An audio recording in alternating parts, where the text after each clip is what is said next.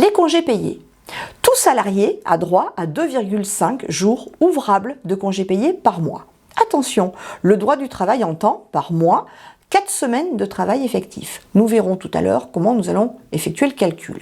Ces congés sont plafonnés à hauteur de 30 jours de congés payés ouvrables par an. Certaines entreprises font le choix de calculer les congés payés en ouvrés. Dans ces cas-là, le calcul est exactement le même, 2,08 jours de congés payés ouvrés par mois, c'est-à-dire 4 semaines de travail. Les congés qui sont acquis sur une période seront pris sur la période suivante. Je vous laisse regarder le schéma ci-dessous. Vous constaterez que les congés payés sont acquis du 1er juin N au 31 mai N+1. Ces congés donc acquis sur cette période vont ensuite être pris entre le 1er mai N+1 et le 31 mai N+2. Cette période va être coupée en deux.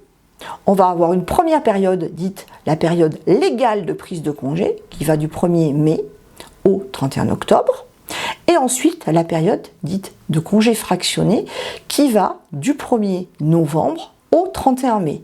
À noter que normalement la période de prise de congé s'arrête au 30 avril. Toutefois, de très nombreuses entreprises mettent une tolérance jusqu'au 31 mai. Formule de calcul des congés payés. Vous allez voir, elle est relativement simple. Il suffit de prendre le nombre de semaines de travail du salarié que nous allons diviser par 4 et multiplier par 2,5. Mais comment calculer le nombre de semaines? Tout simplement en prenant le nombre de jours calendaires entre le début de la période et la fin de la période divisé par 7. Du coup, la formule de calcul complète, c'est le nombre de jours calendaires divisé par 7, multiplié par 2,5, divisé par 4. Si jamais vous voulez faire le calcul en jours ouvrés, il suffit de remplacer 2,5 par 2,08.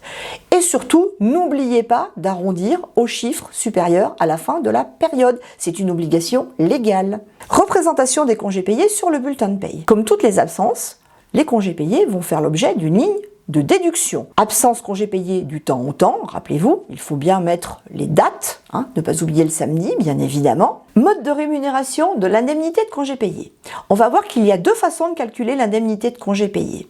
Tout d'abord, la méthode du maintien. On va prendre le salaire du mois précédent, et non celui du mois en cours, que l'on va diviser par le nombre de jours ouvrables du mois, alors soit réel, nombre de jours ouvrables du mois, soit moyen, c'est-à-dire 26.